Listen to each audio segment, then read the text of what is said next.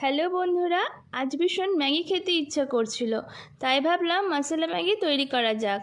এখানে ম্যাগিটা সিদ্ধ করে নিয়েছি। এবার কড়াইতে তেল দিয়ে একটা ডিম ফাটিয়ে দিয়ে দিলাম।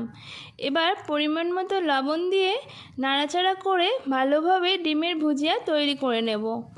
ডিমের ভুজিয়াটা প্লেটে তুলে নিয়ে ওই তেলে রসুন কুচি, পেঁয়াজ কুচি, গাজর কুচি, ক্যাপসিকাম কুচি, কাঁচা লঙ্কা কুচি দিয়ে নেড়ে কিছুটা লবণ দিলাম।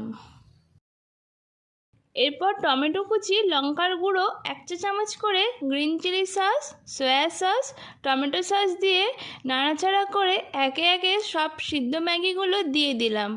এরপর ভালোভাবে মিশিয়ে নিয়ে ওপর থেকে ম্যাগি মশলাগুলো দিলাম আর ডিমের ভুজিয়াটা দিয়ে সবকটা ভালোভাবে মিশিয়ে নিলেই আমার মশলা ম্যাগি একেবারে রেডি।